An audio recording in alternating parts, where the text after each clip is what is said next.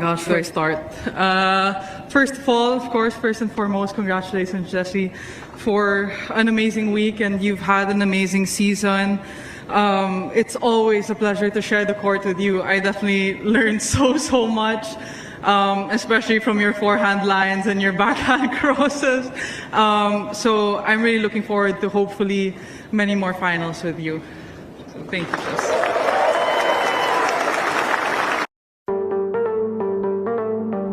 Gumawa muli ng kasaysayan ang Pinay tennis sensation na si Alex Ayala matapos ang panalo sa kanyang kampanya sa WTA 500 tournament sa Washington, D.C. Bukod sa napakalaking karangalan at ranking points na kanyang naibulsa, hindi rin bumitaw ang malaking pabuya para sa kanyang sakripisyo sa pagsilyo ng kanyang panalo kontra sa world number 3 na si Jessica Pegula sa presiyosong WTA 500 event. Tinatayang pumaldo si Ayala ng malaking cash prize na nagkakalaga ng $252,000 o higit kumulang 14.6 million hanggang 15 million pesos. Ang panalong ito mga kwento ay hindi lamang nagdagdag ng ginto sa kanyang bangko, ngunit nagdala sa kanya sa mas mataas na antas ng WTA World Rankings. Pero bakit nga ba dapat magdiwang ang mga Pilipino? Una, kasaysayan sa Philippine tennis. Bawat panalo ni Ayala sa WTA 500 level ay kanaunahan para sa isang purong Pilipina. Binasag niya ang paniniwala na hindi kayang makipagsabayan ng mga Pilipino sa matataas na antas ng pandaigdigang tennis. Pangalawa, patunay ng puso at galing.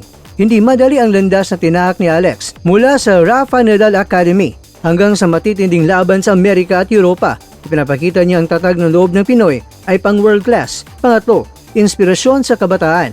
Ang tagumpay ni Ayala ay nagbubukas ng pinto para sa susunod na henerasyon ng mga atletang Pilipino na mangarap ng malaki sa sports na dating pinagarian lamang ng mga kanluranin.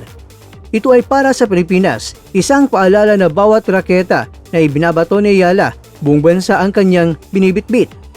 Samantala mga kwento, matapos ang kanyang kontrobersyal at matinding pagpapakita laban sa Hapon na si Junto Nakatani, ang Mexican contender na si Sebastian Hernandez ay may bagong target, ang dating 3-division world champion si John Ariel Cuadro-Alas Casimero.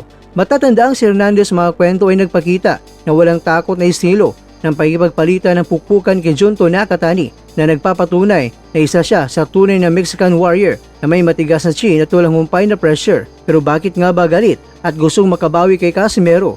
Ayon sa mga ulat mula sa international boxing media, hindi nagustuhan ni Hernandez at ilang mga Mexican fight fans ang naging payag at hamon ni Casimero sa sikat na Mexican boxer na si Luis Neri. Nais ni Hernandez na turuan ng leksyon si Casimero at ibawi ang karangalan ng Mexico. Ayon kay Hernandez, nakita niyo ang ginawa ko laban kay Nakatani. Hindi ako umatras. Si Casimero masyadong maingay. Gusto kong ipakita sa kanya kung paano lumaban isang tunay na Meksikano. Ibabawi raw niya itong si Neri at tatapusin ang ingay ni Casimero sa ibabaw ng ring. Pero bakit nga ba delikado ito para kay Cuadro-Alas? Una, matinding volume puncher. Si Hernandez mga kwento ay kilala na hindi napapagod at tuloy-tuloy kung magpapakawala ng mga kombinasyon mula sa round 1 hanggang round 12. Tunay na subok sa elite level. Ang kanyang nakarang performance laban sa pambato ng Hapon na si Nakatani ay patunay na kaya niyang mipagsabayan sa mga pinakamagagaling sa mundo. Mga kwento, high risk, big warning. Para kay Casimero, ang pagtanggap sa laban-laban kay Hernandez ay isang malaking peligro. Isang maling galaw lang laban sa ganitong uri ng fighter ay pwedeng makasira sa kanyang pangarap na makakuha muli ng world title shot. Pero sa ngayon, ang makakalaban ni Sebastian Hernandez ay itong si Kyunosuke Kameda muna.